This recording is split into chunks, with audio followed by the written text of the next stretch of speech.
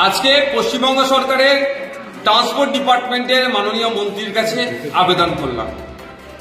ঈদ উপলক্ষে আমাদের রাজ্যে স্পেশাল কিছু বাস পরিষেবা দেওয়ার জন্য। কারণ এই সময়ে ভিন্ন রাজ্য থেকে পরিযায়ী শ্রমিকরা বাড়ি ফিরে, অনেকের যোগাযোগ মাধ্যম হচ্ছে বাসে করে ফিরতে হয় আমাদের রাজ্যের মধ্যে, এবং শহর থেকে মফস্বল এলাকাতে যারা কর্মক্ষেত্রে শহরে থাকে তাদের ফিরে আসতে অনেক অসুবিধা হয়।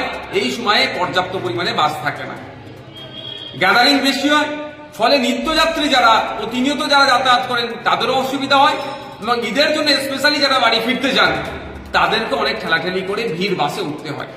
আমি রাজ্যের মাননীয় পরিবহন মন্ত্রীর কাছে আবেদন করেছি যাতে নতুন বাস নামানো যায় ঈদ উপলক্ষে।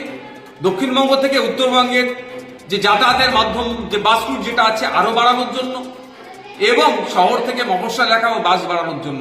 এই বাস বাড়ালে একদিকে যেমন যাত্রী পরিষেবা দেওয়া হবে, এই মানুষজনদেরকে যেমন পরিষেবা পাবে, সাথে সাথে পশ্চিমবাংলার অর্থনীতির চাকাটা হলো একটু হলেও ঘুরবে। কারণ যাত্রী পরিষেবা দিলেই যে ভাড়াটা আসবে সেটা ট্রান্সপোর্ট ডিপার্টমেন্ট পাবে তথা রাজ্য কোষাগারে যাবে।